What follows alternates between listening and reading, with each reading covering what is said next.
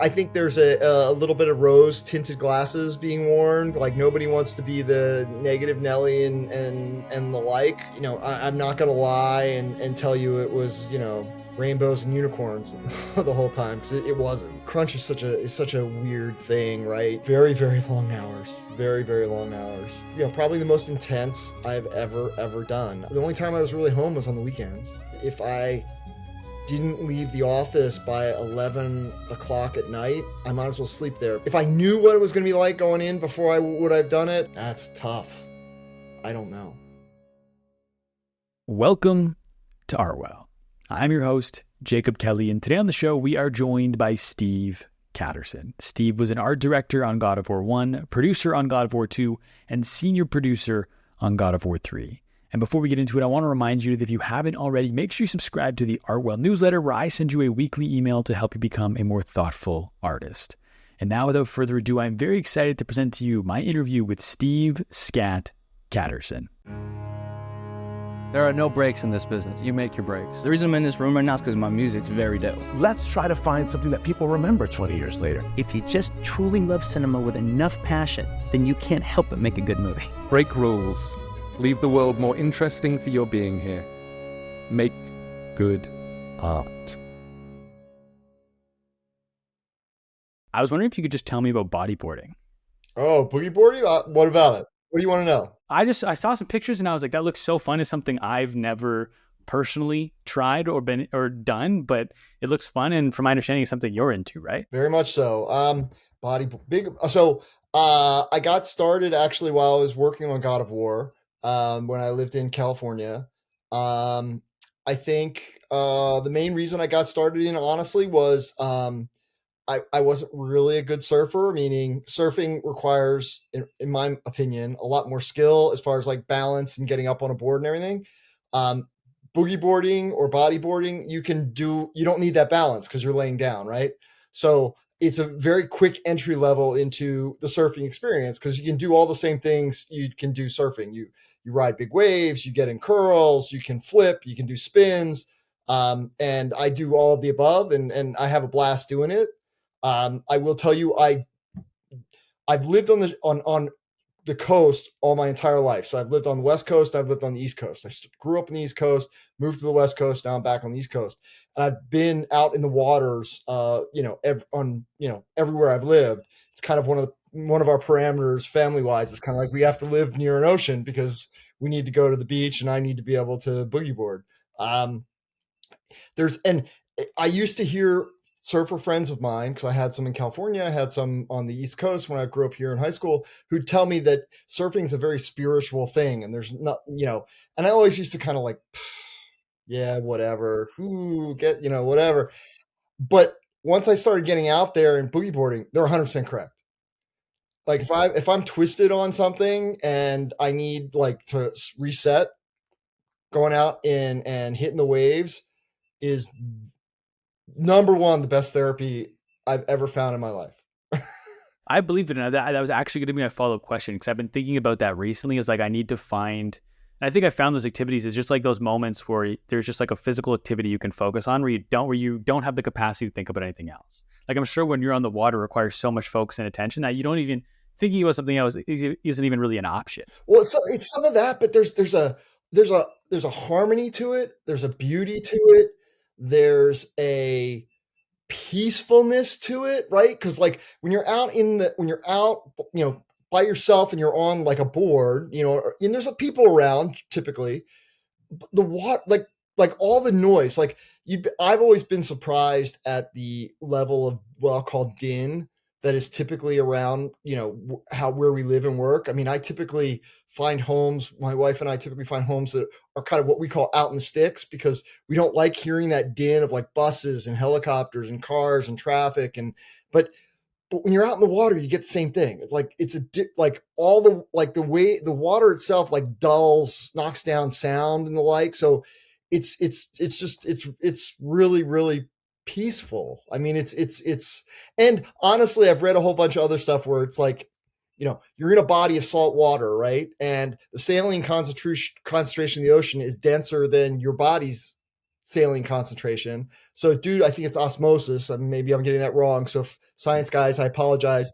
But I think it's osmosis. We'll try to balance those two systems. So, bad stuff's coming out of you and stuff from the ocean's going into you as it tries to balance that salt content, So, it's, I don't know. I highly recommend it. The other great thing about boogie boarding is you don't really need to know anything about surfing to do it. Like, I've learned, but I just started by going out, standing in front of a wave, having the wave come, and then dive on the wave and have it push me into shore, and then you just grow from there. And so you said how being close to water, one is something you just grew up on, has kind of been like one of the parameters in finding somewhere to live ever since. What originally brought you out from the East Coast to the West Coast? That goes back many, many years. So I kind of got my lifetime, and this is going way back, but I kind of got my life inspiration, and it's very corny, but it's very true, watching Star Wars. So my parents took me to see the original Star Wars in the movie theater. I was young, 7, 8, maybe 9, maybe. And I still remember the theater, and I still remember the seat I was in. It was that impactful. And the other thing that was really impactful was, as I was walking out of the theater, my parents were in front of me, and they turned around and looked at me, and I looked at them and I said, I know what I want to do for the rest of my life. And they looked at me and went, what? And I turned and pointed back at the screen. I said, I want to make those. So I started making movies. Started making movies in my home. My dad, this is a corny story as well, but for my birthday, my dad went and got me a Super 8 camera. And the reason he got me a Super 8 camera is it was the only kind of camera that you could take video, Super 8 video, like film one frame at a time. But the key to this, though, and this is for all the youngsters out there was no internet. All he had was the Yellow Pages. So he had to look through the Yellow Pages, which was a phone book, for those people who don't know what a Yellow Pages is, and actually call photo shops, photo camera stores, and go, hi, do you have a Super 8 camera? Does it take single frames? Yes, no. He found one in Philadelphia. So I lived in a small town outside Atlantic City, New Jersey. So we had to drive an hour and a half to Philadelphia to this camera store to buy this specific Super 8 camera that took single frame images to bring it back for my birthday. That's awesome. So I made stop motion videos. I took my Micronaut toys and I posed them, and I made all these kind of action movies, and I scratched the film to make laser blasts, and I blew firecrackers up on top of them. I did all this kind of crazy stuff. And then went to school for film. Once I graduated high school, I went to Rochester Institute of Technology. And then from there, I ended up interning multiple times on the West Coast for film. So I spent 2 years at Rochester. I got a lot of great leads in California. So I ended up stopping my experience at Rochester and moving full time out to California and started making movies. I did prop manufacturing. I did special effects, like physical effects, like explosives, weather effect, wind, rain, lightning, dust, cobwebs, that kind of stuff. I did makeup effects. So I did full body prosthetics, monsters, creature masks, animatronics. 'Cause again, this is all pre-computers. Then I went into miniatures. So I did a bunch of amusement park stuff. I worked for Disney Imagineering. I worked for Landmark Entertainment, doing a bunch of miniatures for their amusement parks. And then I did a bunch of movie miniatures. I worked on Star Trek Next Generation. I did the Borg Cube. The original Borg Cube was built at the shop I worked at.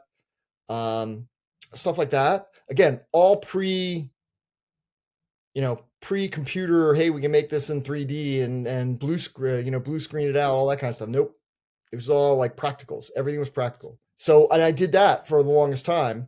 And then once I learned, once I started getting on set, because I was on set all the time, I started asking around, because I saw people there that were responsible for designing the things I was making. And I was like, hey, what's your story? Where'd you come from? And pretty much all of them at the time told me that they are graduates of Art Center College of Design in Pasadena. So I went, oh, okay, well, let me check that out. So I went back to school.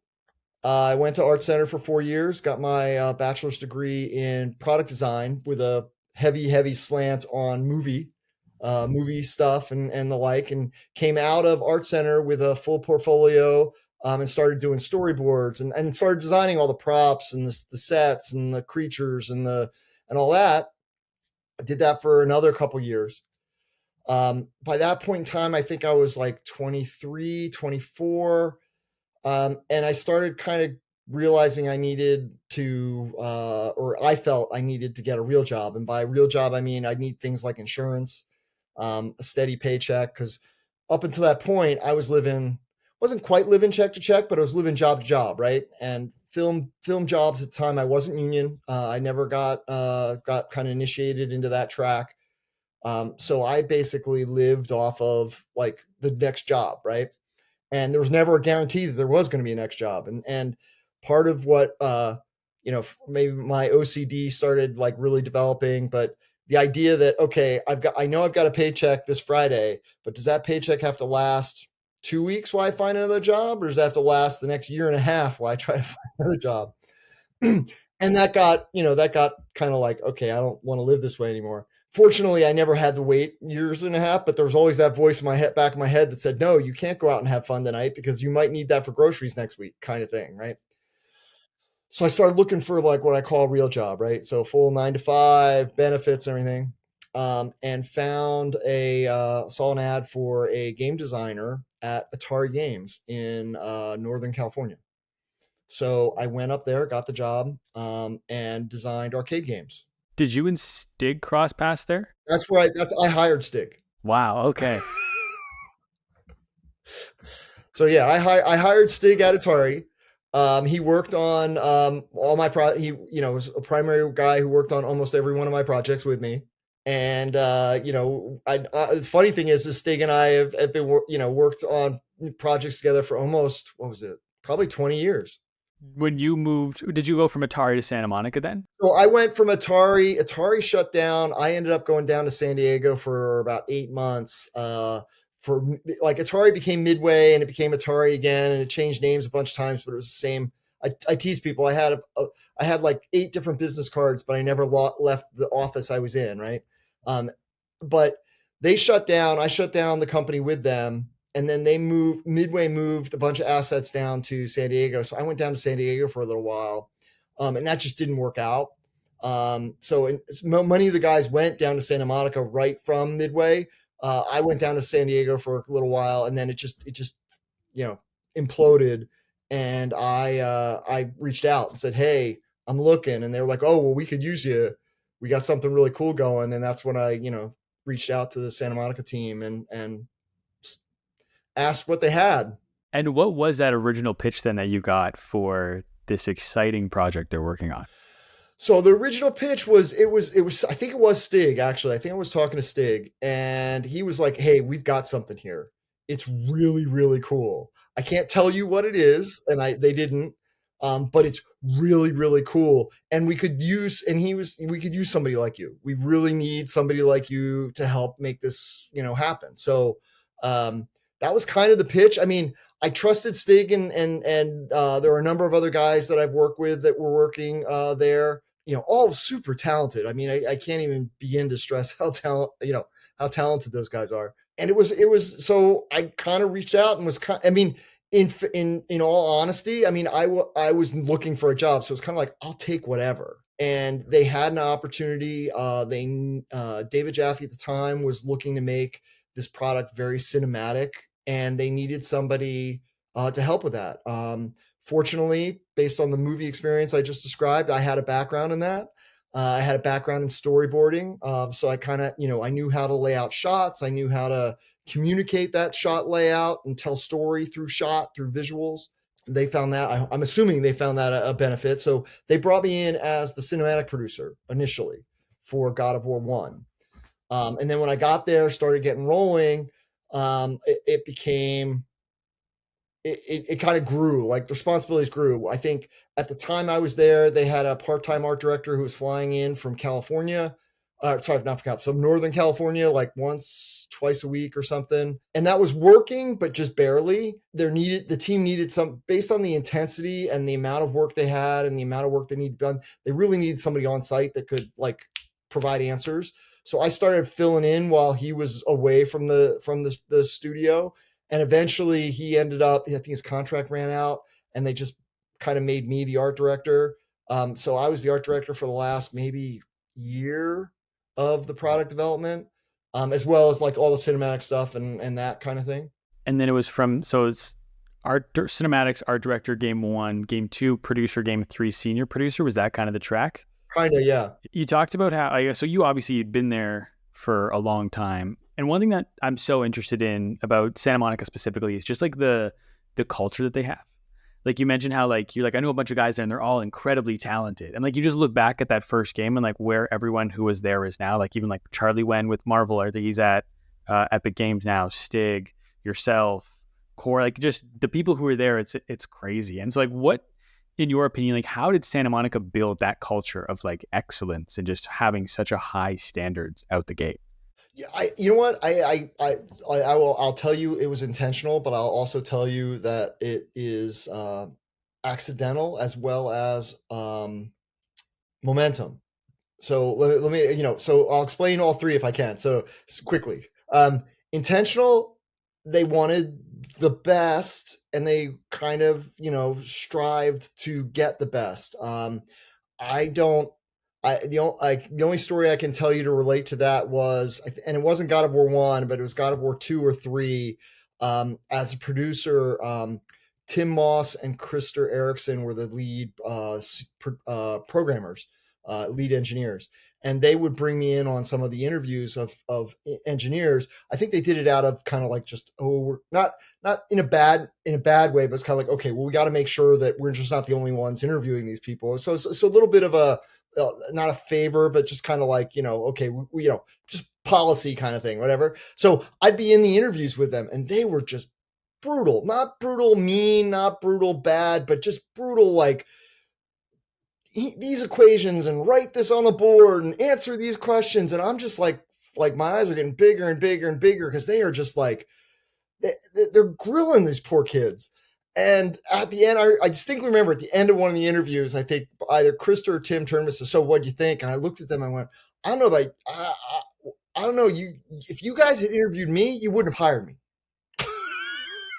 was what I told them. They both got a big chuckle out of that, if I remember right. But that's the kind of like like we're only going to hire the best of the best. And honestly, they did. Now, as far as like accidental, obviously when you need people, you got, you can't like, okay, we need this animator and we're only going to hire the best of the best. And nope, we haven't found them yet. So there's a level of, okay, we see potential in this person. Let's bring them in. And yeah, we saw the right potential.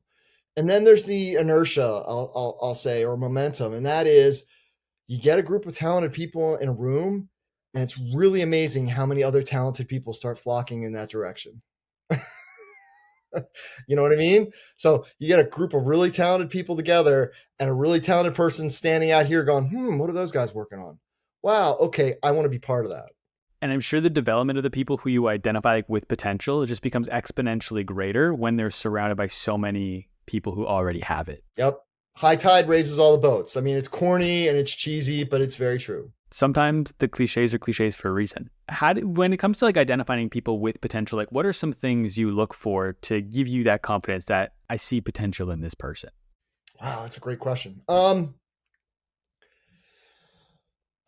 You know what? I think for me, it's a lot of different factors. It really, much of it does honestly depend on the position I'm looking for and very specifics too, right? Because I try to envision them in that role and some of the challenges that they'll be faced with and whether they could overcome those challenges. But in general, I think I'm looking for somebody who demonstrates talent, but beyond the demonstration of talent, I'm looking for passion.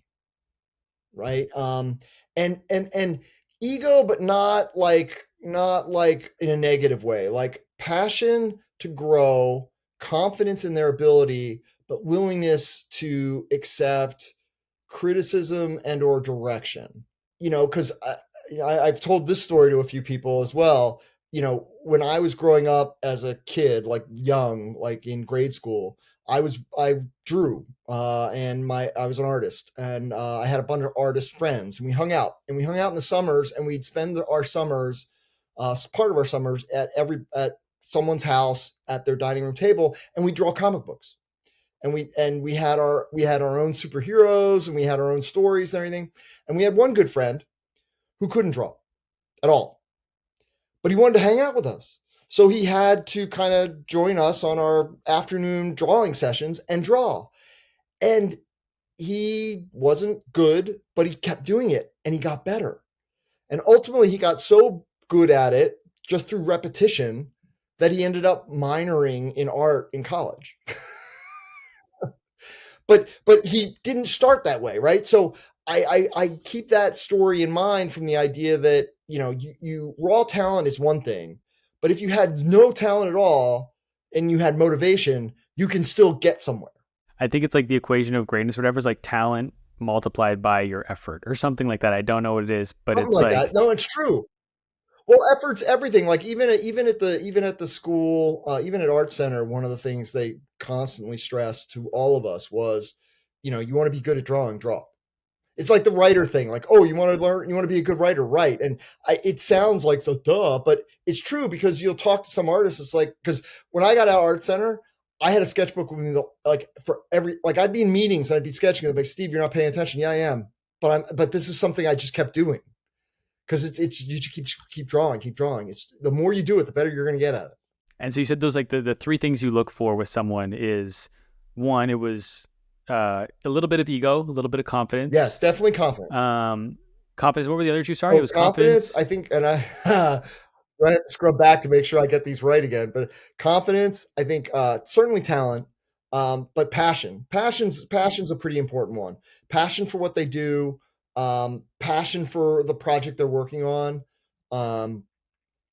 So when I'm interviewing them, it's like I kind of want to get a sense of how they feel about the work they're showing, right? Because and it's a little bit of a balance, right? Because it's kind of like, hey, this isn't, I don't feel like this is really that good, but I'll tell you, I only had a day and a half to do it, and I'm really proud of it because I did it when I was half asleep, and my left arm was numb from the shoulder down.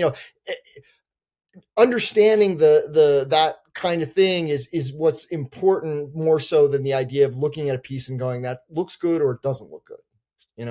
I think the last thing you said too was, especially when you're identifying potentials, like the willingness to one, have a little bit of that ego, but also be open to learn and take in feedback and criticism. And take criticism, for sure. How do you kind of walk that line as someone who might be giving feedback to it from one creative mind to another? Like if they have a little bit of ego, but they are open, like how do you what's the best way to give feedback to another creative person? That's tough. That's a good question too. Best way, again, I'm definitely going to answer the question, but it does vary. I will say I will adjust how I do it based on the person I'm working with, and what works with them and what doesn't. Right. Sometimes the direct is the best approach. Right. Hey, doesn't work. I know you love this. It's not going to work for the director. We need to do this. Do you want us to keep doing it? Do you want me to give it to somebody else? And I work with them, and I try to put myself in their shoes and understand what kind of reaction they might have to that feedback so that I can relate to the solution, right? Because this, if the reaction's negative, then the solution needs to help, cushion that negativity. If the reaction is going to be like, yeah, whatever, okay, then it can be direct and it can be, okay, we're just going to move on because, this lets it roll off their back, not a problem kind of thing. Different people take it different ways, but I try to be as flexible as possible when communicating that. I will also tell you that but just about human nature, there's a level of interpretation there as well, meaning, if all three of us are standing there and I'll just use the director artist discussion. If the director is talking to the artist and it's not going well, I'll step in the middle and try to smooth things out. Not so much from the idea that the director's wrong or the artist's wrong, but more from the idea of this is starting to go not productive. We need to keep productive kind of approach, right? If the director tells me something and I have the opportunity to potentially spin it a different way, with the artist, still getting the results that the director wanted, but not necessarily insulting or alienating the artist, I'll spin it. And again, it's not so much about being misleading or disingenuous. It's more about the being productive. What makes the feedback productive? Is it like a level of articulation, or like what is that? What makes feedback productive and beneficial? Okay, and then this is just one example. There's probably a million of them, right? That looks like shit. Okay, good. Now, like that's not productive, right? Um, okay, but it does get the it's the first step. You don't like this. Okay, what about this don't you like?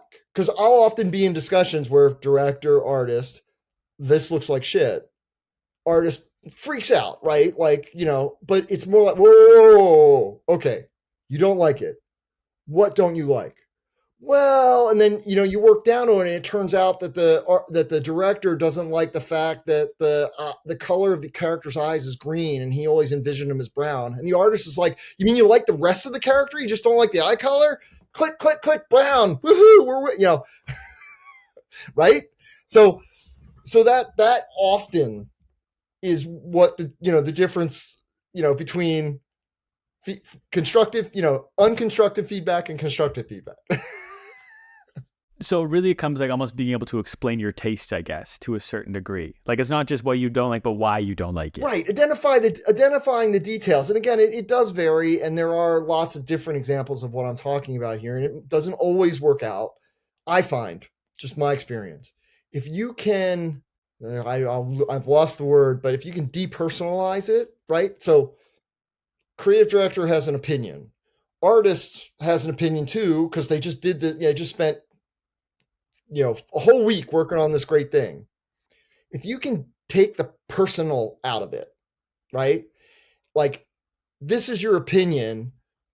Okay, the director has an opinion, fine. But let's identify the facts that are grounding the director's opinion. This looks like shit. Okay. Why? Well, when we play tested it last night, all the kids didn't like the brown eyes. Boom, fact. Right? It's no longer personal. It's no longer this guy's opinion or girl. It's this person is basing their opinion on a fact. Let's identify the fact. Let's find the fact, and then let's work from there. Okay, that's the fact. Okay, Mr. Artist, now you understand it's not an opinion. It's a proven fact that is what's driving this request. What are where are you coming from? Oh, it's just the eyes. It's not that big a deal. Or, oh my God, the eyes are going to take us 16 months to fix because it's, and then but those are facts, right? So the artist is freaking out. Why because of this. And then it's like, okay, Mr. Director, all the kids didn't like it. It was 3 of them because we only, focus tested 3 kids. Is it worth spending 16 months fixing the eyes? And if you can distill it down to just facts, depersonalize it, just the facts, I find it's easier for people to digest because it becomes more sterile. It becomes less about this person's opinion and this person's subjective opinion, and it becomes more that you're discussing, even debating things that aren't directly attached to a person. What do you do in an instance when it's purely based off of like personal feeling? Like when you haven't had a chance to test something yet? If it's totally you know what? I'll be honest. I still try to find out, facts. I think I'll be on. I mean, I don't want to cop out on the answer because ultimately, the more personal those kinds of things are, the harder the situation. Some people can handle that really, really well and just, oh yeah, whatever. Other people get really bent out of shape. But I've honestly never experienced any real opinions that weren't based in fact somewhere. It sometimes takes a long time to get there. Maybe you don't have time to get there. The reality of Santa Monica, and it's one of the things I felt made that studio successful. I don't know. I would say it was unique because it was the kind of the only time or the first time I'd experienced it in my career in video games. But I'm sure there were other studios that were doing the same thing. But having a game director who had final say on everything kind of solved a lot of problems. It created a lot of problems, but it solved a lot of problems too. Because it's kind of like they said red, you don't like red, you've explained why red's a bad idea. They still want red. Guess what? It's red. And there are many times that we ended up in that position. It's kind of like, look, I hear you. We've tried. We've shown different examples. We've tried to explain it.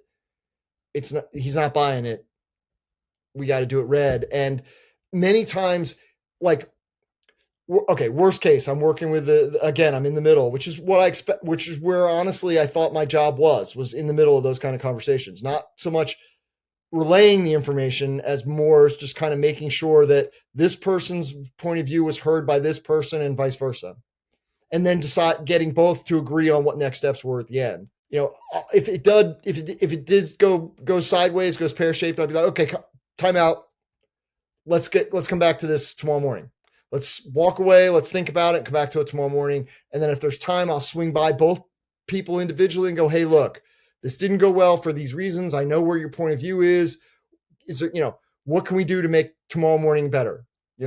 And I'll try to, if there's time and I can, it's people, and that's probably the hardest thing and most exhausting for me, at least the most exhausting thing about any kind of team development anywhere. It's you're a bunch of people.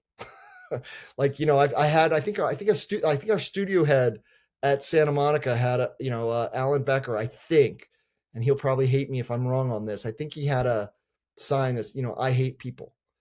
And it wasn't like vicious, but it was basically describing what I'm, describing right now. It's kind of like, yeah, if people weren't involved, this would be easy. And speaking of dealing with people, and every person is different, you didn't have the benefit of like, okay, I now understand how to work with this director, so when we make the next game, I at least have that figured out. Like, you had to deal with a different director every single time. So now you're not only stuck in the middle, but every time it's always a different person, like different person in the director's chair. How, in what ways was that a positive to have a different director every time? But how did that make your life a little bit harder? So I think the positive, working for and with David Jaffe was a huge challenge, right? I would be surprised if anyone said otherwise. I think he would say the same thing, right? No, and I respect him, and I think he would, right? So I don't that it's it. But I will tell you that having gone through that gauntlet, I've never encountered anything harder. It kind of made everything else easier. I will tell you, I had a colleague in my current role here at Hasbro tell me that one of the things he admired about me was the idea that I always remained calm. He's like, I don't know how you do it, but the world feels like it's falling apart and you are completely calm and directing, nope, do this, nope, go there, go there.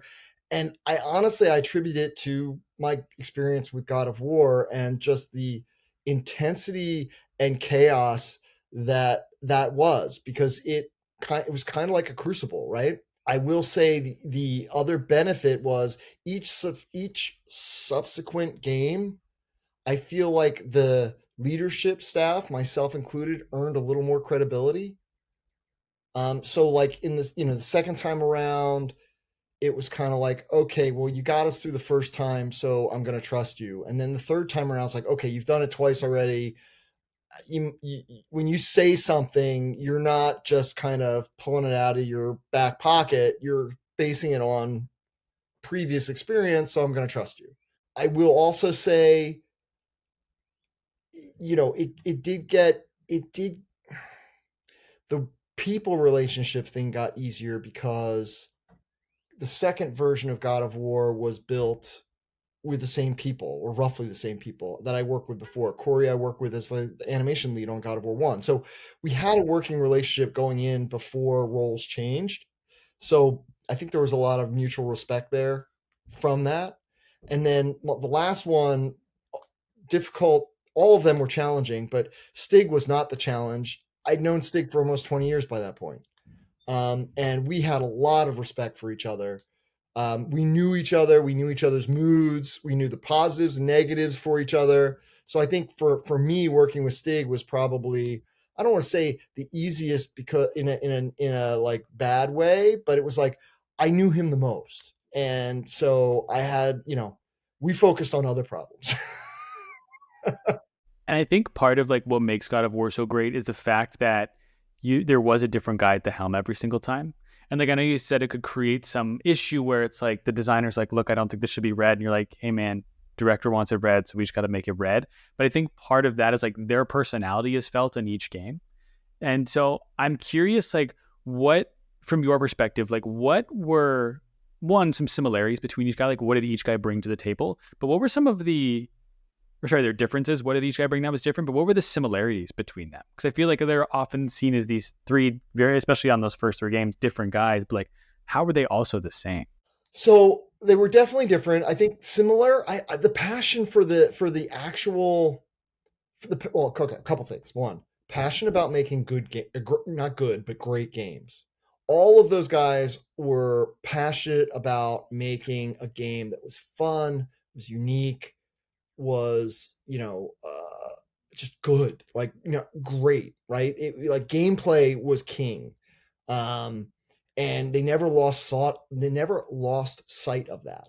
All three of them. That was gameplay, gameplay, gameplay, and what's even better, all three of them are play games, right? Which sounds kind of funny, but they all play games, and they all played their own game, and they all played their own game all the freaking time.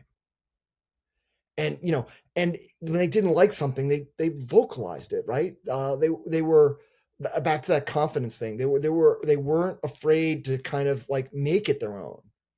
And I think that like living in the shadow of the previous director, I think was always a big concern as we move from one game to the other. And I think all three of those guys did a great job of, Dave had the shadow of, oh my God, I got to launch a new franchise, which is, equally as intimidating.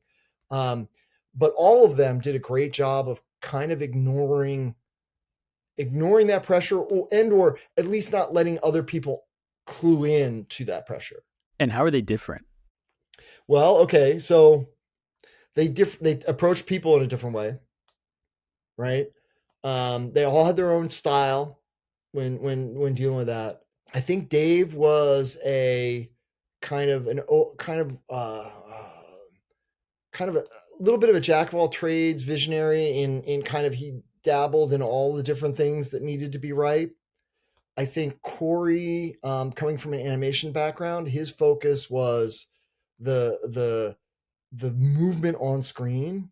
I think Stig's focus was he was an art director, an artist by trade, so his focus was the visuals and the beauty of those visuals, but also in the storytelling. I think Stig is an amazing storyteller, and he really kind of rose to the occasion of, hey, I've got a great universe here, how do I tell the story? Dave was also an amazing storyteller. Corey is too. But if I had to pick differences, those would be where I'd pick those differences out. Speaking of the story, specifically on the third one, do you remember when Stig decided to change the ending on 3? Not specifically. Like, I don't think it was a dramatic. There was a lot of drama, and it was all drama, self-induced drama. Like, you're not getting a lot of sleep, you're under a lot of pressure, you've got a lot of deadlines. I mean, he would go out to the back every time he was out there. I'd go out there, and that's when we'd have our, heart-to-heart discussions. Like, hey, this isn't done. It needs to be done by Friday. What are we gonna do? We're screwed. So I'm sure at some point one of those was a discussion about the end. I think the only thing about the end I remember was the cool concept of hitting Zeus, punching Zeus, and the infinite mini game that was. To me, that was brilliant, because it wasn't a reflection of what I loved about that was it wasn't a reflection of the violence of our game. It was a reflection of the violence of the player and how long the player kept going. That is true. When I played it, so for context for you, like I'd only ever played God of War 1 when I decided to do this season. So I went and played through everything front to back from God of War 1 all the way through. And so this was a recent experience for me where I'm playing that one. I'm like, how long is this Forever. go on for? Yeah. And I would realize, like, wait a sec, I can just stop. I should probably, I'll stop now. And then it like progressed. But like, I like, that was kind of like the feeling for me. It was like, wait, this is me. Yep. I don't have to be doing Yep. this. Like, Isn't that so? Wait, I've never experienced that in a video game. I think that is so freaking cool, where the actions on screen aren't a commentary about the story or the game itself. It's a direct reflection of the person playing. I thought that was super cool. yeah, that was awesome. I think God of War 3 as a whole, I was just super, like, because I played everything, like, so I got to see the immediate jump. Like, as soon as I finished one, I put it in the next one the next day. And like, just the jump from 2 to 3, I was like stunned. Like, at the visual jump, the gameplay jump, like just everything. Have you, since finishing, gone back and played any of them?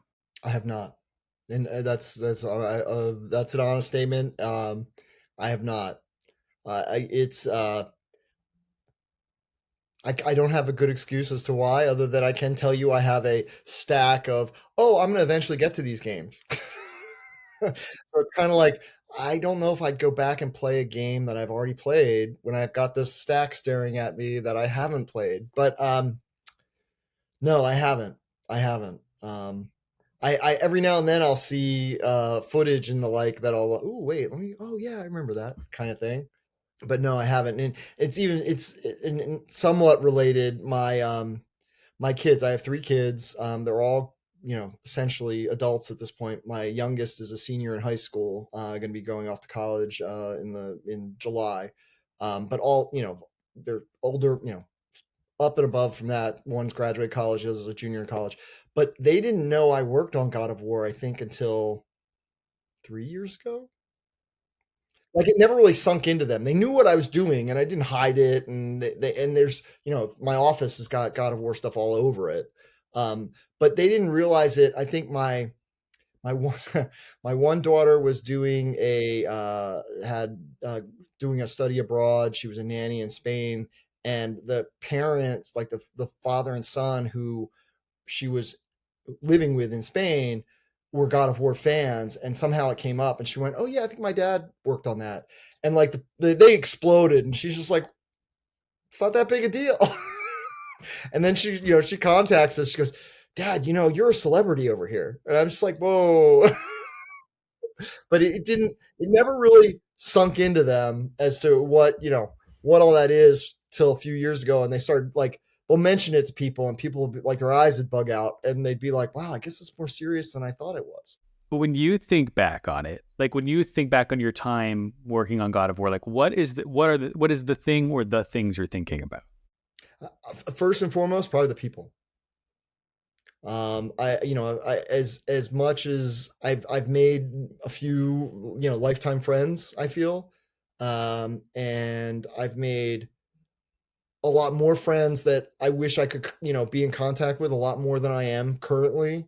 But I have a feeling, or I secretly hope in my heart of hearts that if we ran into each other, it'd be like, and we'd stop, we'd go get a drink or do, the people that I work with were some of the most incredibly talented, incredibly passionate people, I've ever encountered in my entire career. That's doing movies, and that the 10 years I was at Santa Monica Studio, some of the people there, I just, they're just amazing people. It's absolutely amazing people. Kind of on that note, is like, I saw this meme recently of, it's like adult friendships. It's a texting conversation. It's like, "Hey man, so sorry, I've been really busy. We got to catch up next June." Yeah. Like, just because because you're so busy, it's so much harder to see everybody now. Yeah. Adulting's hard. A totally non-related story, and I apologize for filling, but my, 2 years ago, my wife got me what she called the ultimate birthday present. And it was the ultimate birthday present. I grew up with 4 or 5 guys. We played Dungeons and Dragons every summer in grade school. She reached out to all of them, got them all on board to playing Dungeons and Dragons with me on my 51st birthday. And we've been playing ever since. Now, the challenge with us, and it's like we want to play once a month, and for the first 6 months, we were on every month, but then it started dropping off again because, I got to go do this. I can't do this. And now it's, every couple months, we're still doing it. We're going to keep doing it. Again, these are friends for life kind of thing. But to your point, it's like, I mean, these guys, these guys are the guys I grew up with in high school, and they're, I'd give them a kidney if I had to, kind of friendship. Right. And, we still can't, our schedules still don't allow us to, get together as much as I think we want to. No, but that is a cool story. I have like chills as you're talking about that, and like the planning of the birthday and getting everyone organized. That's really cool. Total surprise. I didn't know it was happening. I get a phone call. They're all on. I mean, she did an incredible, I mean, there's no way of topping that. It was incredible. That's awesome, man. That's really cool. Speaking of like the people that you've worked with, how would you describe just like the atmosphere, the energy inside Santa Monica studio from your time there? It was intense. If I had to pick a word, it would be intense. I'm not going to lie and tell you it was, rainbows and unicorns the whole time, because it wasn't. We worked long hours. Things definitely got heated. They got heated all the time. And by heated, I mean, it was passions, right?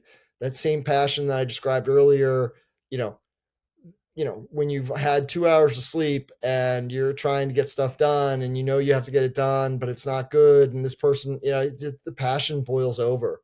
And, it's stressful. It's probably the most intense I've ever done. Very, very long hours, very, very long hours. And unfortunately, as we started, after the first one, the second, third one, we started trying to find ways of making those long hours more tolerable. And I think in the process ended up normalizing them versus trying to find solutions for not doing them. It's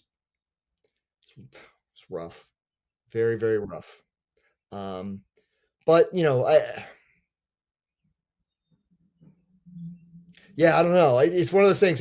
If I knew what it was going to be like going in before I would have done it, I don't know. I'll tell you, it would have, if I knew before it all happened, it would have definitely been like, okay, I would have had to think about it kind of thing. It wasn't like and it's all positive, right? But it's still the commitment, the hours.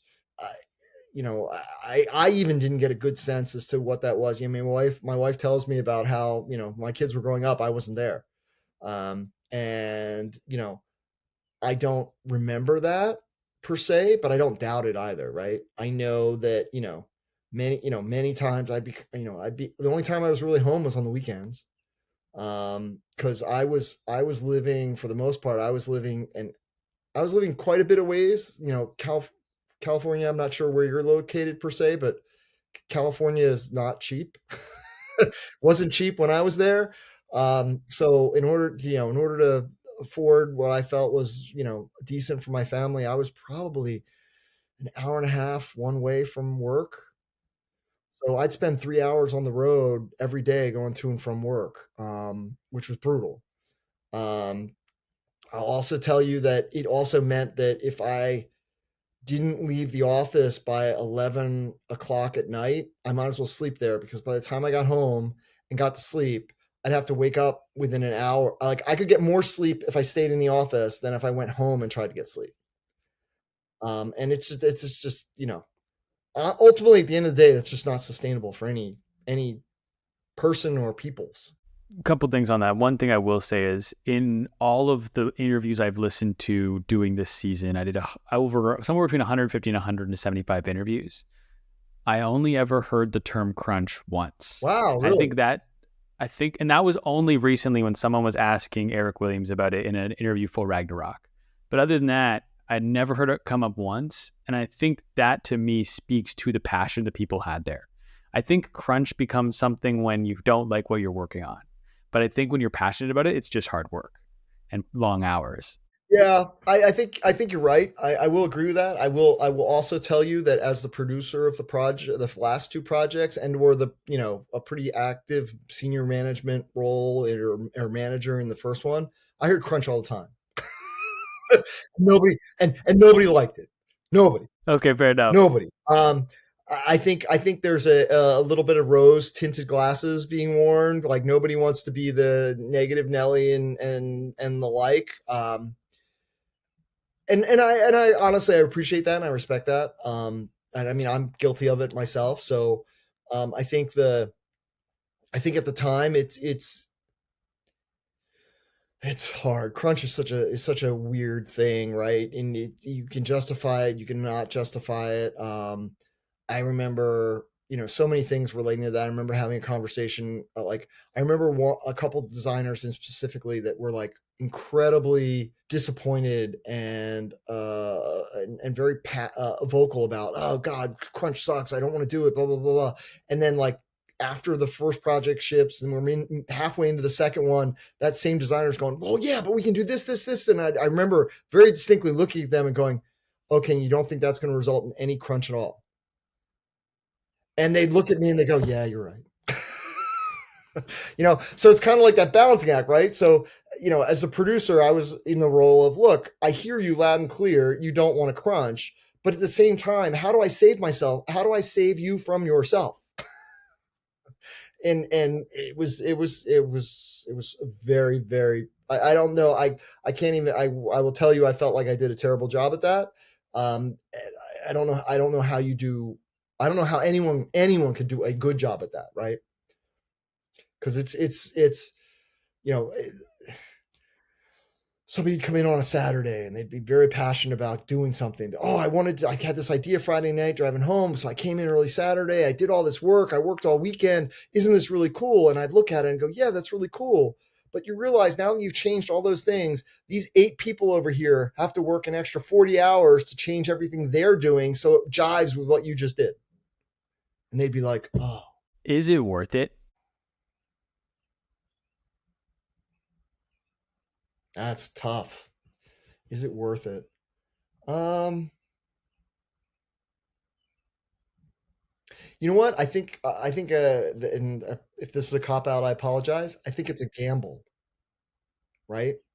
And why I say it's a gamble, in my case, yes, it was worth it, but it was a gamble. And the reason it was a gamble is because we were successful. I know a lot of people that do the same amount of crunch that we do or more, and the project gets canceled or the project's a complete failure.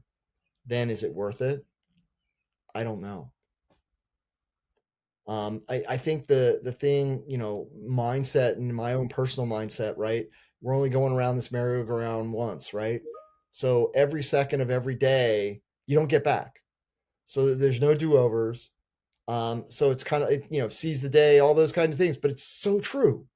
So to me, and I even carry this with me when I'm working now, and I work with my managers, and they're like, oh, well, why don't we just try this? I look at them, I go, okay, is this going to see the light of day? And they're like, well, I don't know. I'm like, look, I'm not going to work on anything that's not going to see the light of day, or at least have the opportunity or chance to see the light of day. Because I'm pouring every hour is hours of life, and you're pouring that life into whatever it is you're doing at the time. I'm not going to pour my life into something that isn't going somewhere. That's stupid. So that's to me why crunch to me is a gamble. If it works out like it did for us in our case, that all 3 times we did it, and 1, 2, and 3 were all very, very successful. I'm incredibly grateful for that success, but there's no crunch didn't guarantee that success. Did it contribute to it? Probably, but it didn't guarantee it. So to me, crunch is a gamble. What do you think, and this is obviously always a difficult question to answer, but like, what is the differentiator then? Like, you guys did crunch, you guys did a bunch of work. Studio B also did crunch, they also did a bunch of work, but no one talks about Studio B's game. They only talk about God of War now. Like, what is the difference maker that allowed it to become what it is?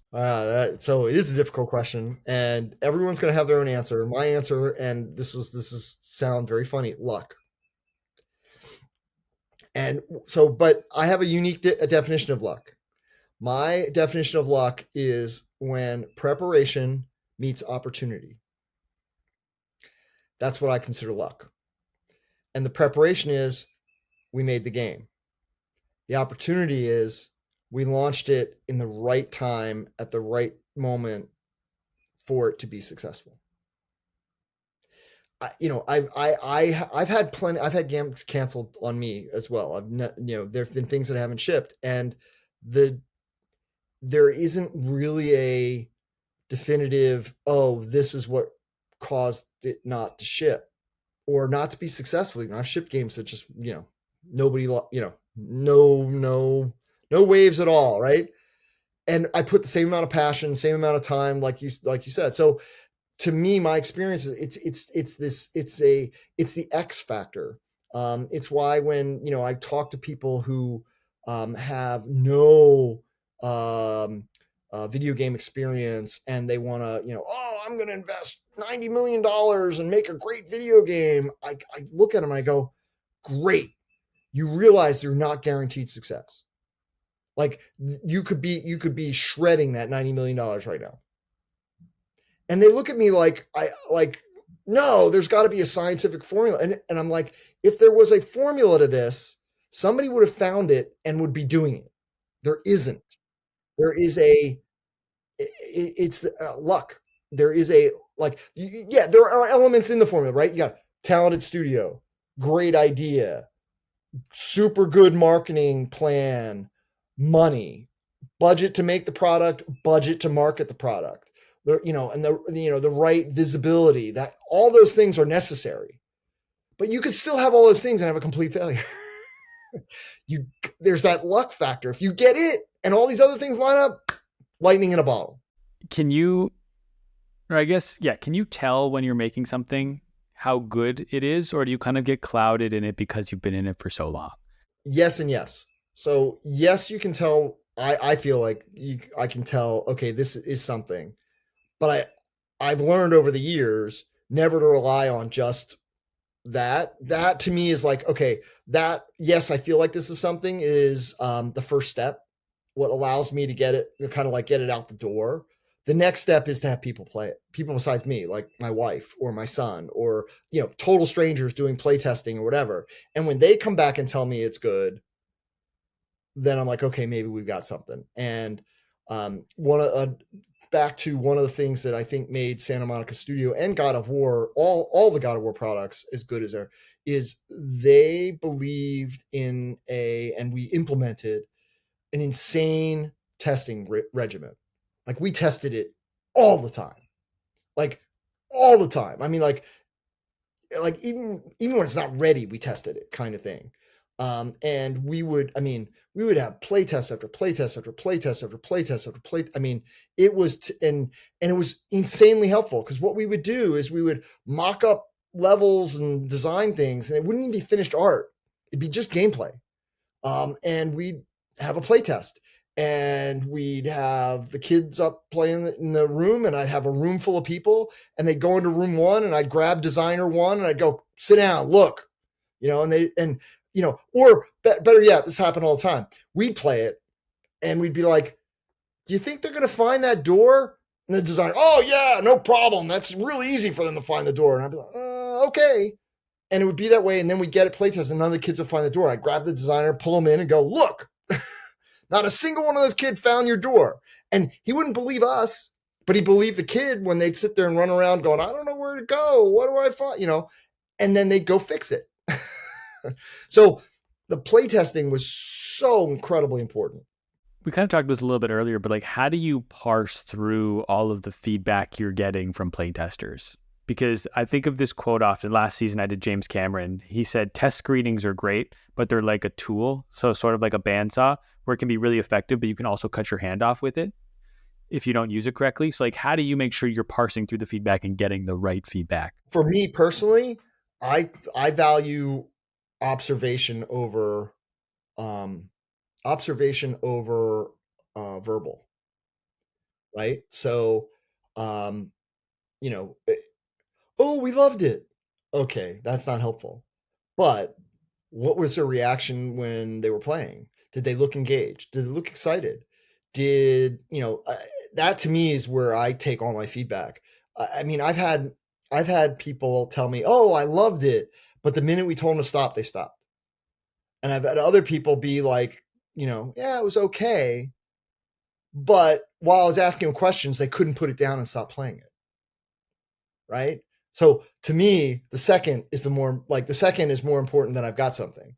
Because if I'm trying to talk to them and they can't put down the product that I have them playing because they're having so much fun playing it, that speaks way more than anything they could physically tell me. So to me, it's the actions. We do play tests at my current role in Hasbro, and I do the same thing. When the moderator's asking these kids questions, yet they're picking up my app and they're keep continuing to play it, even while the moderator is asking them direct questions, I'm like, done. We're good. So to me, it's action over. So parsing it, I look at the actions. What did they play? What were they frustrated with? Because again, frustration you can tell through action more than you can go. So what didn't you like? I take feedback, right? We listen to the feedback and the like, but more importantly for me is I'll look, where were they frustrated? Where did they put the controller down and act like that? Or where were like those kinds of things will tell me frustration versus them articulating it. Is frustration always a bad feeling in a game? No.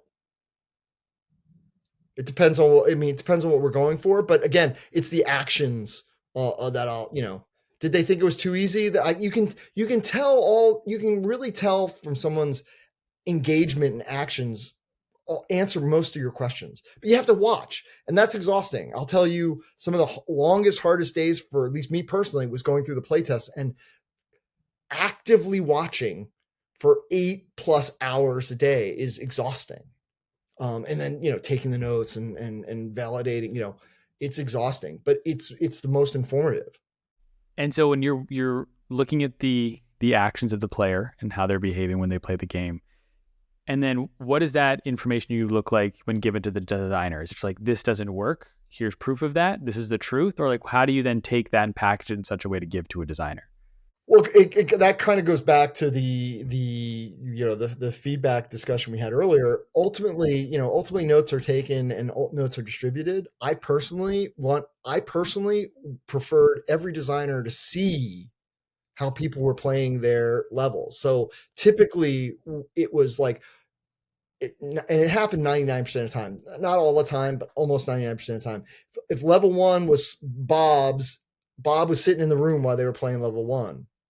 Period. He got to see everything. So that way there was never any tea party game. There was never any feeling of interpretation. It was kind of like, and we discuss it. We had a separate room. We had video monitors so we could talk. It wasn't even behind a glass wall. So there was no like worry. We could go, Bob, did you see that? Yeah, that's great. We could, how would we change it? We would have real-time live discussions while they were playing. And that was the most productive. And how often, you said you did this rigorously from game one? From the very beginning, like even before art started, like we do things. So typically we would create what's we called gray box or blue box. I think it's gray box for us, which is just basically gray geometry, squared out level. So the level designer would design something on paper. They would build it in what's called gray box. So the designer would actually just take basic geometry and shapes and start smashing them together to form this stuff. We'd have all kinds of, this got easier as we got through, 1, 2, and 3, because we'd have existing code, tag this climbable, tag this jumpable, tag this as a trap, those kinds of things. All those tools, like they've built up over time. And designers could just start doing that and play it. Collision already worked because they'd be using the previous game engine while the team was working on the next greatest iteration of that engine, right?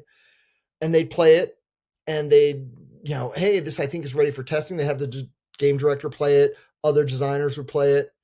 And then what would happen is we'd have kids play it and see whether it was fun or not. But what was also super cool about that process is we could take screenshots of the different parts of the level in gray box, send that to our concept artists, and they could use that to proportionally, these two boxes represent the columns above this big, and they could draw on top of it and get all the proportions right out of the gate about, the columns would be, this is what it would look like. And we could get really cool concept art really fast based on screenshots from the actual game. Is there ever a time when you like don't listen to the feedback? Like, is there ever a point where there's artistic decisions made that might not necessarily fully align with what you're getting in the feedback? Oh yeah. But typically that comes back to the game director. Ultimately the game director decides what feedback gets listened to or not. I think if the design, I mean, you can get a sense as to whether designs work or not. We had a bunch of, I remember a couple crazy level design puzzles that just didn't work. No, back up. They worked. It's just that they were like way complex and kids just weren't getting them, and they weren't getting them fast enough. See, that's another factor too, right? Because we can, by building everything in gray blocks, we get a sense of how long the game is, right? Because we can have somebody run from the first level all the way to the last level, and wow, that took me 3 hours. Okay, that's way too fast. Or wow, that took me 46 hours. Okay, we don't even have enemies in there for you to fight. We got to do something because we don't want a 46. Once we add enemies, it's going to be an 80-hour game. So yeah, the game director had final say on all of this. But I think for the most part, player feedback on what designs worked and what was fun was kind of king. What about cutting? Because that's one thing that kept coming up over and over and over again, was the cuts that are required to finish a game on time. How do you decide, or from like your perspective, like what is the criteria for something that should be cut? That's easy. So the way I approached it with every game director that I worked with was, here are your options, right? Hey, we've got 2 weeks left. They can get this done or this done. They can't get them both. Which do you want? And again, back to the feedback thing, I didn't approach it from a personal point of view. I always approached it from the facts. And it was a factual decision. They can only do this or this. Which do you want? And it was total, like I kept it as very sterile and very, as possible, because to me, that was the only way to come up. It became a simple numbers game at that point. I mean, in some respects, I almost liked that moment better than, we're 6 months into the project, because, there's no hard walls with which to gauge what you're doing. When we got down to the last 6 months of a project, in some respects, things got easier, because it was kind of like, okay, we just don't have time to do that. And then if we get rid of that, that means it's going to impact these things. Okay, I mean, it's very clear, linear, decision making. I feel like cutting is often looked at in a negative sense. Like we're losing parts of the game that we wanted to have there.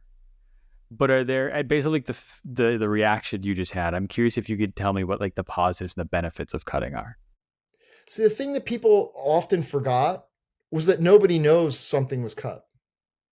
The only people that know that there were cuts made were the people working on the product. The people who are seeing it for the first time never even knew it was there to begin with. So they're not going to miss it. So that's why, to me, cuts never matter. I mean, they mattered. I may be a little more flip than I should be, but it's the positives are you get the project done. The stuff, I guess the major positive to me is the stuff that did get in there got the appropriate amount of time to make it as good as it could be, versus trying to shove, 20% more in there and everything else is 20% less because of it. Did you guys ever have to push a release? No. That's impressive. Well, okay, so in fairness, here's the reality of that. God of War 1, there was very little, there was internet, but there was no downloadable content for God of War 1, right? There was no DLC afterward. There was no patching. There's nothing like that. So we had to get it on a disc, and once the disc shipped, we're done. I mean, I still think I have a gold disc sitting in my in my desk over here. But God of War 2 had that whole, we can patch, which just, mine effed everything. And the reason I say that is because, the mindset was, we're done on May 12th, and then we're done, and we can all stop thinking about it. But no. What that means is you're done on May 12th, and then anything you didn't get done by May 12th, you got to start scrambling to get done like in 2 weeks so you can release a patch. And I'm just like, whoa, we just burned everybody out getting to May 12th. Now I got to have, several people kind of, come in with some extra energy to get. I'm like, how do you manage that? Oh, I thought patching was the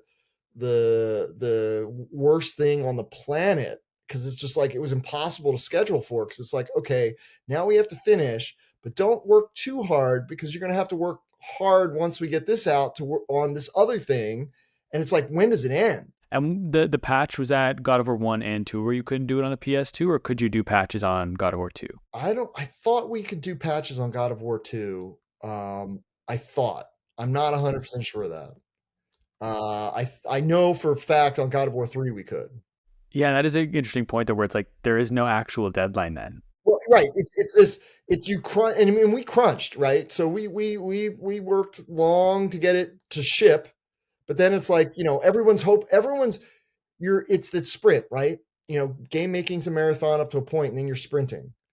And it's kind of like you pass the finish line, you want to stop running. You want to lay down, you want to just like ignore the rest of the world for a little while and just catch your breath. And that's what the secret reward of those long hours always was, okay, when this is over, I can take a week off and nobody's going to bug me. Right.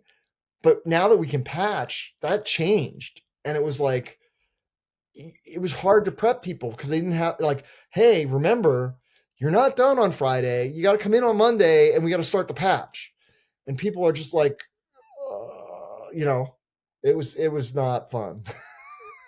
It must also be hard, like a little bit, not necessarily the patch, but when you release a game, whenever it comes out, we'll say like middle of the year, and then Game of the Year awards, all the accolades are coming out at the end of the year. You're probably already deep into the next game at that point by the time everyone's celebrating the success of the game you already released. It's like that's not that much. I mean, you're definitely moved on to what is next, but the truth, I mean, 3 months after you ship is kind of like you're still in the pre-production phase.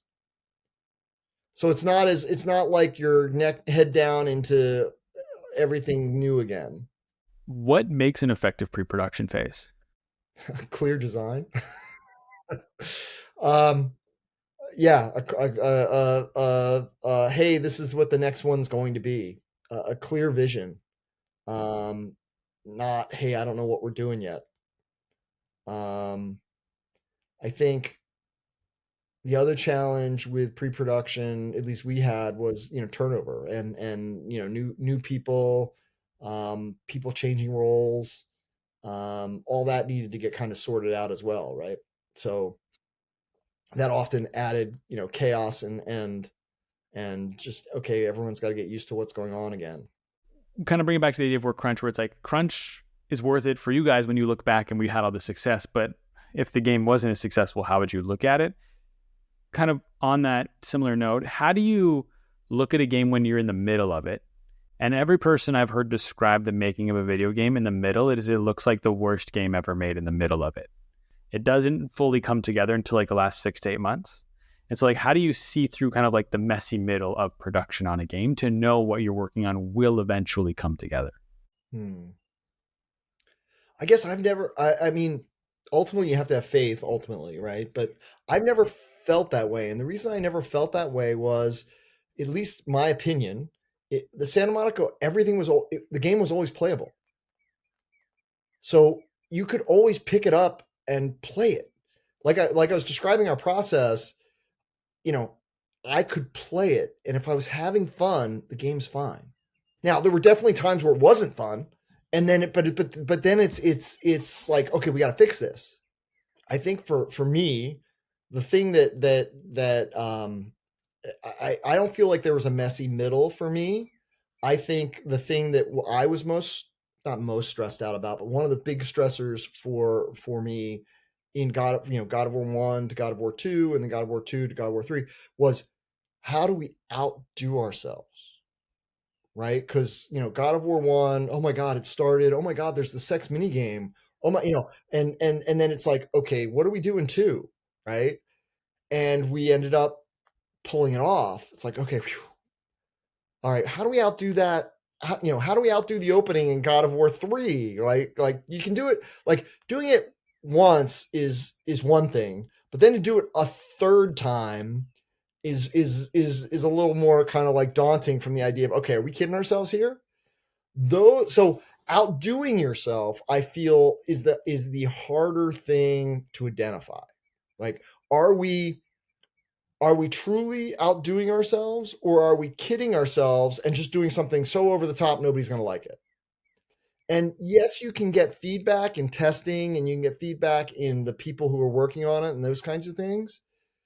But the reality of that feedback is it's such a small percentage of the broader audience that you could be tapping into that's the percentage that likes it, like a 2% that like it, but 98% that hate it. And you just don't know.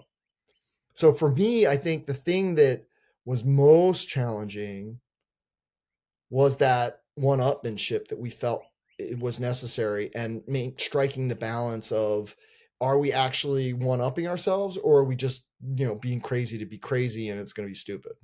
Do you get to a point where that one-upmanship, either one, has diminishing returns, or two, is no longer possible? I think you run the risk of the diminishing returns. I don't think we ran into that, and I couldn't tell you why. If I had to tell you why, I would say the reason why is because the talent that we surrounded ourselves with made that one-upmanship possible.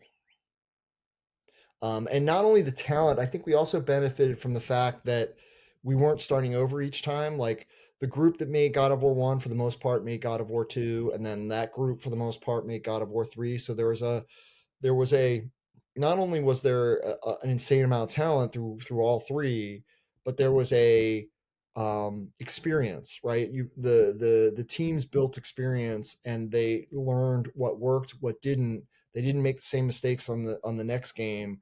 They had an opportunity to go, I wanted to improve this on the first one, now I get the opportunity to improve it on the second one. And those improvements were educated guesses based on experience. So I think that's what allowed us to achieve what we achieved. So yeah, but you could easily run into that's why I was, like I said, that's for me one of the highest risks of those projects, was that kind of one-upmanship we felt was necessary on all categories. Like, oh, it's got to look better, right? Okay, we need more rendering engines and more shaders, and we need to hire 5 render engine programmers to create shaders for our. I mean, it's just this one-upmanship. Like, okay, and the budgets tripled, you which is also frightening, right? When I look back on the budget I was managing for God of War 3, it's, I tell people what that budget was, and they go, "You had to manage that whole thing?" I was pretty much responsible for that whole thing. And they look at me like, that's a lot of money. And I'm kind of looking, when I think about it, it is a lot of money. But at the time, I was just kind of like, okay, we got to get this done. And maybe it was just my defense mechanism, not thinking about the kind of money the checks I was writing, and the budget I was trying to keep balanced. But yeah, it's an intimidating thing. What are the conversations like when you're moving from one game to the next and you're trying to figure out how to one-up yourselves in the best way? They're fun. They are, because at that point anything's possible. I mean, I will tell you, I feel very grateful because of my position. I was involved in those conversations.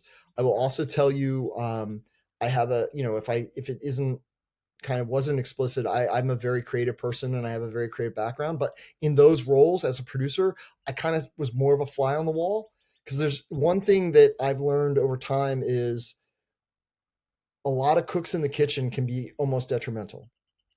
You need a certain number of them, but you reach a threshold where it's no longer productive. I think Santa Monica got really good at the proper balance of cooks in the various kitchens. I was never really, I felt, one of those cooks, and that was okay with me. But I was there to kind of help mediate and make sure people were, listening to each other. I think the one thing as a producer I always found amazing is how you can be in a three-way conversation, and person A could say something and person B will tell you that they heard it, but when you tell them to repeat it back, it's something completely different. I've always been amazed by that. Always been amazed by that. Hey, people. Right. Right? People. Exactly. Exactly. Yeah, someone who's in those conversations, and when any idea goes and you're kind of dealing with this blue sky, how do you then decide what of all the great ideas pitched are the ones you're actually going to do? What does that process look like? Okay. So the quick answer is the director picks. Now I will tell you in that kind of quick answer, the director has final say. The best directors I've worked with understand their strengths, they understand their weaknesses, and they're very willing to listen to people who are better at things than they are. And so those directors will often in those, like our animation director might be like, oh, I want to do this, this, and this, this. And the director might go, okay, this one fits in really well with where I want the story to go. This one, not so much. This one, I'm not so sure. So he would or she would go, okay, mock that one up. Don't do the second one because I don't think that fits. I'm not sure about the third one, so mock it up so I can take a look. And then on the production side, either the animation producer or myself would be kind of like, okay, that's going to take 3 months. We don't have 3 months, or that's going to only take a week each. Okay, go. We got the time. What makes a great sequel? Other than this one-upmanship and deciding what are the best ideas that fit with the vision of the director, like having worked on 2 incredibly successful sequels, like what makes a great one? A story, a good story. I think the thing that makes a great sequel is the appropriate mix of old versus new. So, and that falls into, in my opinion, a pretty basic design concept. And that design concept is you've got an audience. The audience is familiar with the original, let's call it. You want to provide them with enough basics, enough relatable things to the original that they're comfortable being in this new place that's the sequel. But then you also want to provide them with enough new and innovation that you've taken them on a journey past the original. I equate that to a very basic design principle I got from Art Center, which was like when you're designing a new toaster, everybody knows what a toaster looks like. When you're designing a new toaster, which is a basic product, you don't want it to look like a water bottle because that's completely unrelatable. So you want to take some basic elements of the toaster that everyone's familiar with and update them and bring the consumer with you on that journey to this new thing. But you have to still have one foot back in that original thing so that the consumer's comfortable. Otherwise, they won't go on the journey with you because you've lost them. You've alienated them. They're don't know where they are. They're uncomfortable and the like. So it's kind of like keeping one foot in both places. As like one of the lessons I've learned doing this show is like as much as people say they like change, they actually don't. So in order to innovate, you have to like to what you're saying is like give them something new within a context they're familiar with. Is kind of like the balance. And so that's interesting. Like I think of that like in terms of innovation, but thinking of that in terms of sequel, I haven't thought about that. So that makes a lot of sense. Speaking of, when I was talking, one thing you said earlier actually was I don't remember what we were talking about. You were talking about the games and you're like, why we make good? And then you corrected yourself and said great games. And I'm curious in your mind, like what is the distinction between good and great? Like what's the difference between good and great? My personal evaluation of good versus good is okay. Great is exceptional. I know I just changed the descriptors, but I like good. Like for me, a good game is, when, I walk out of the office and I go, yeah, it was okay. And great is I didn't accept okay. I hung around until it was like, okay, it's not going to get any better than it is. And I think that's it again, back to people and human nature and that kind of, it's like, okay, I did my job. right? And I think for the team I was fortunate enough and honored enough to work with at Santa Monica in all cases, many of the people didn't just at the end of the day kind of, I don't want to say phone it in, but they were just like mediocrity or okay was not okay. It's like grades in school, right? A C is passing. It's average, right? I know some families that a C is the greatest thing. I know some families where a C is not acceptable. It needs to be an A and a B. And I think that it's not so much the grade as much as it's the effort put into the grade, right? So for Santa Monica, I was like, did you put in your maximum effort today? No. Okay, tomorrow I'm going to do better. Or is this the result? Is what you're showing me the result of your best efforts? And 99% of the time, I felt everybody could honestly say yes. And that's, I think, the difference between good and great. One other thing too, I think, is that like when it comes to Santa Monica and the God of War games, is like I think the little details get as much attention as the big ones. Well, in many respects, the little details are what make okay. I started in film. I love the movies where these hugely grand, crazy, big things, but then you watch it and you notice that, oh my God, look at the little patch on his arm. It's the same patch he had at the beginning that he took from his dead sister. And nobody calls it out. Nobody goes, oh, I see you're wearing the. It's they just put it. Somebody on that movie set went, we're going to put the patch from his dead sister on his arm. And we're just never going to tell anybody. We're never going to mention it, but it's a detail that someone will notice. When you get to that level of development anywhere, you're in gold. That to me is the gold. If you've got the kind of the time, the energy, the effort, and the talent around you that they're focusing on not only the big picture stuff, but they're putting those little nuances in that aren't required, aren't called out, aren't pointed out, but are absolute candy to the people that are paying attention to detail. That's just, oh my gosh, that so excites me. I agree. It's like it's like the more that your diehard fans put in, the more they know they'll get out, and that like deepens their connection with the art, which I think is really cool. I like to ask that because the argument is always like, well, most people won't notice the details, Bullshit. so why do they matter? So I say bullshit for two reasons. One, many of them will. They'll notice it, and they'll call it out, and they'll be super excited by it. But I'd also argue that I think another large portion of people notice it subliminally and don't really notice that they're noticing it. And what I mean by that is I think there are a number of things that people will notice are missing if it wasn't there. But because it's there, like I tell people this all the time, good background music is good when it's not noticed. And that's, and I don't want to offend any audio engineers because they're incredibly talented people. But what I mean by that is I've put background music in a variety of different kinds of projects. And when nobody like comments or they make, oh, that was okay, or nobody comments about the music, we're in. But when you hear like if it wasn't there, they'll go, something's missing. I don't know what, and it's those kinds of details that are, they're essential, but they're also kind of like you don't notice them until they're not there.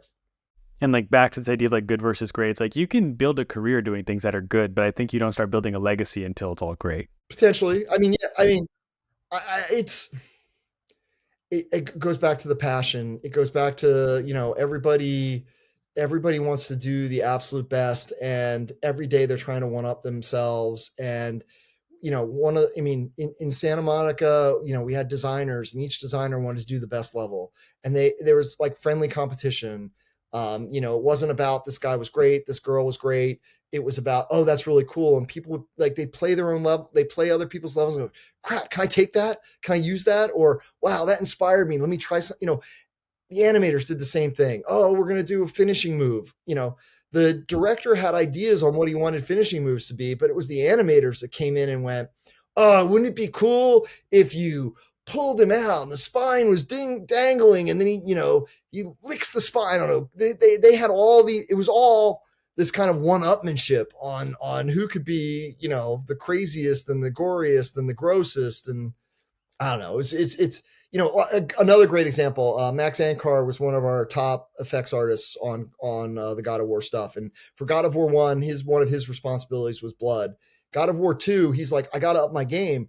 He went out and got, researched motion picture blood bags and all, and videotape. Like he made boards and he threw blood bags and he blew up blood, and he like did all this kind of experiment with fluids and like in real time and videotaped it so that he could improve his blood particles for God of War 2. So it's that kind of like one-upmanship. Everybody brought that to their game. Like they do something and they go, okay, how can I make it better? Speaking of like making your art better, I have a quote of yours here that I've actually thought about a lot since and researching this season. There's two of your quotes I think that actually made it into the like my solo episode, and this is one of them that I wanted to ask you about. It's a good one. Don't worry. It's a little long, so just bear with me. I'm a firm believer that your art is only as good as the life you have the opportunity to experience, and the more things you can experience, the better your art is because of it.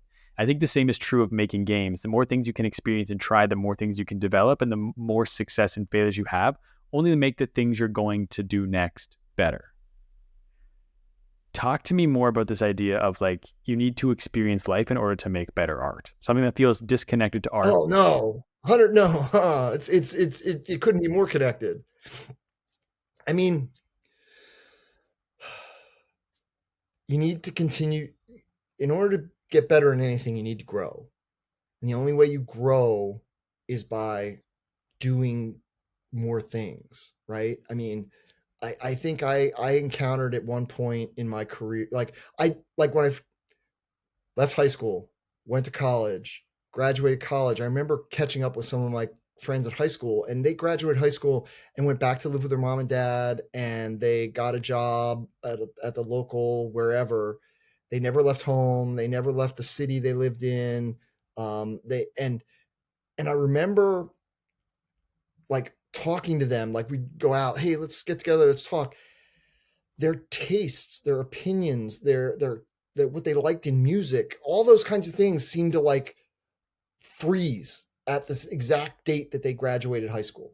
Like, I mean, like in some cases it was scary. It was so like verbatim.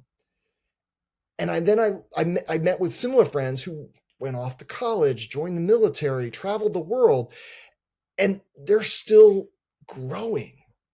Their tastes are changing. Their opinions are changing. They're like, it's anything you do is a reflection of what you bring to that table. And that's one of the negative things about crunch. I'll kind of tie it into that maybe is the idea that you get so narrow and focused on what you're doing, you don't have an opportunity to have all that, anything from outside influence you, right? I think that there's a lot of that. There's conscious and subconscious, and I, being creative, I experience this all the time, and maybe I'm weird, but this is, I mean, people laugh at me, but I do some of my best thinking the next morning in the shower when I'm doing a run just to, just kind of to exercise, or I do an activity like boogie boarding or something that is completely unrelated to what my things are, my work is, or my issue, anything I'm having a trouble with. And the reason that, in my opinion, the reason that is I'm working on a problem consciously right now. I can't come up with a solution. I need to stop, file it away into my subconscious, and move on to something else. And the reality is, many people think, oh, but then you're not going to solve it. For me, my subconscious is still working on it. I'm not consciously aware that it's working on it. And then, I stop paying attention, and all of a sudden oh, that's right, I need to figure out, and all of a sudden all these answers flow. I find it crazy, but that's how it works for me. And some of those answers are amazing. Right? So it's all that experience, all that life. The more you have, the more things you can bring to the table. And there isn't a formula, there isn't a guarantee, but I've always found the people that with the broadest experience You never know when, oh, I was in Japan and I saw this really cool gadget at this store that was, who knows, right? And it's those kinds of things that you can bring to the table in the strangest ways and combine in the strangest ways. And if you don't have opportunities to gain those kinds of experiences, you're the breadth of what you can create is much narrower than I feel. It's a personal opinion. No, I agree. I think that feeling of when something kind of strikes you out of nowhere, like when you get that idea that was working away in the subconscious and it just hits you somewhere random, is one of the greatest feelings in the world. Totally. But I've gotten to the point where I because one of the things I feel like, I tell people my superpower is solving problems. I've got a system. Like if I got a problem, I know I know how to kind of trick myself into solving it, right? If I got a problem I can't solve, I know, okay, I need to, I'll write it down or I'll file it away and I'll go, okay, I got to go for a run or I got to go do this and I'll not be running or doing whatever because, oh, I need to, put some miles on. It's more like I need help and I want, I'm going to force my subconscious to do its job. And I do that. I mean, I do that very regularly and it's never really let me down. How would you describe Wait, you said there was a God of second War? quote. Oh, the second quote was in relation to feedback. And I don't have the exact quote in front of me, but it was something along the lines of like, we have the right to beat the shit out of our game because if we don't, then the public will for us. Yes. And I remember that and being like, that is why focusing on the little details. And you talk about like it was a tense environment, but it was because everyone was trying to make it as great as it possibly could be before it went outside of those doors. Yes, and honestly, I believe that about anything I make, and any project I'm part of, I will encourage people not only to be honest, be open, but to be brutal, like brutal, because I like. It's like, hey, if you're not going to be brutal right now, I can guarantee you there's going to be 20, 30, 50, 100,000 people out there that when this goes live, they're going to be twice as brutal as you are right now. And the difference between those two situations is right now we can do something about it. By that point, we can't. So be brutal now. Now's our opportunity. And it's not about like, again, being not constructive. It's about being honest, be brutal because we can still change it. It's still fixable. Once it leaves our hands, it's not fixable anymore. You started at one of the first stories you told me when we started talking here today was about how Star Wars was such an impactful moment for you as a kid. Have you thought about the fact that the work you've done with God of War has been a similar experience for other people? Like there are probably a large swarm of people that work at Santa Monica today because of the work you did on God of War 1, 2, and 3. Yes. I have that feeling. I've had that feeling a number of times.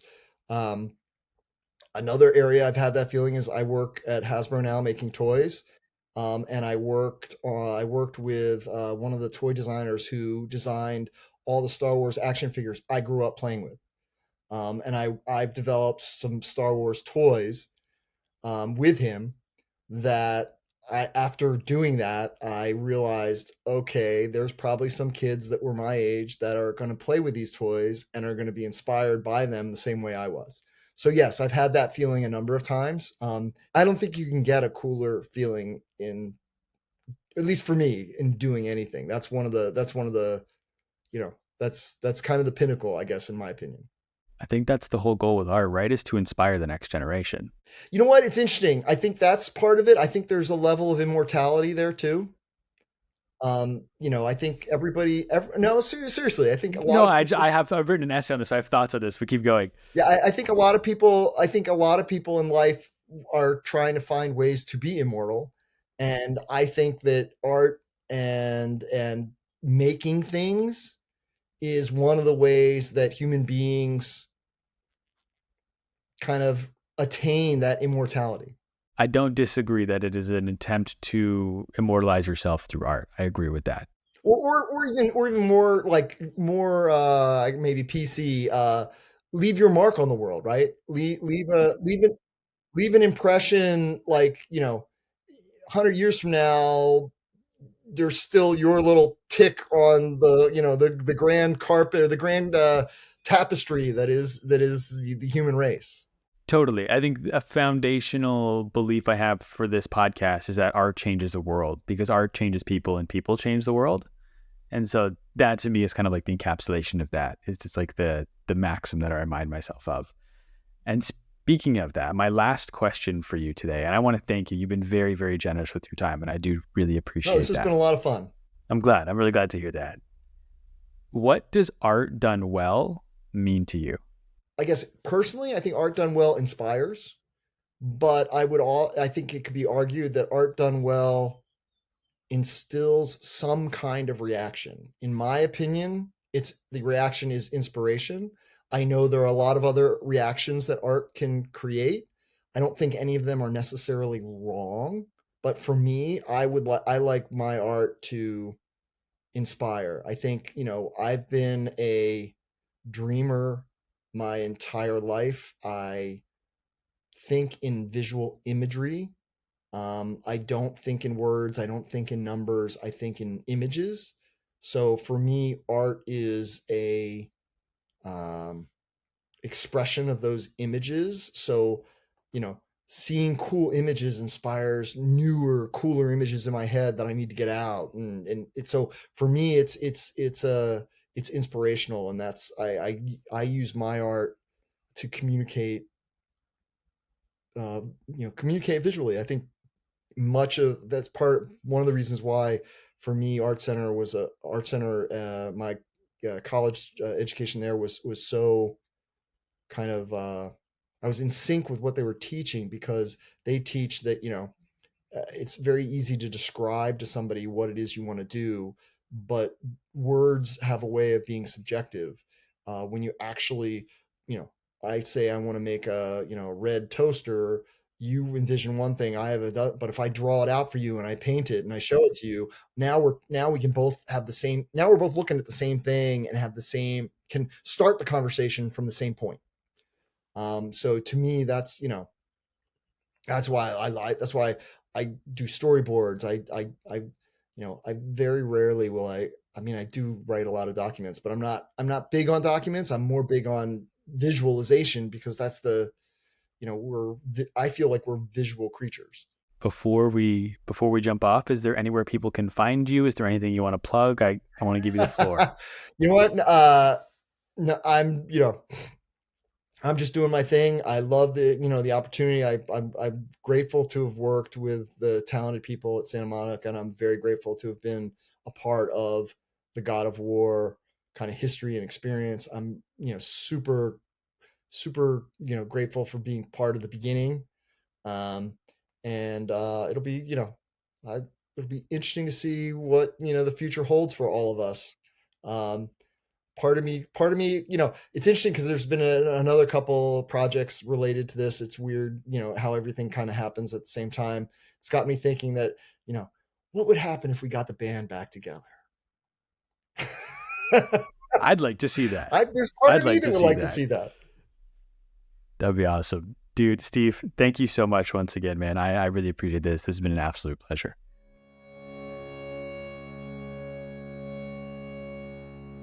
Thanks for listening. If you enjoyed my interview with Steve, go and check out my interviews with other creators of God of War, and check out my 2 deep dives where I share with you everything that I learned studying the making of God of War.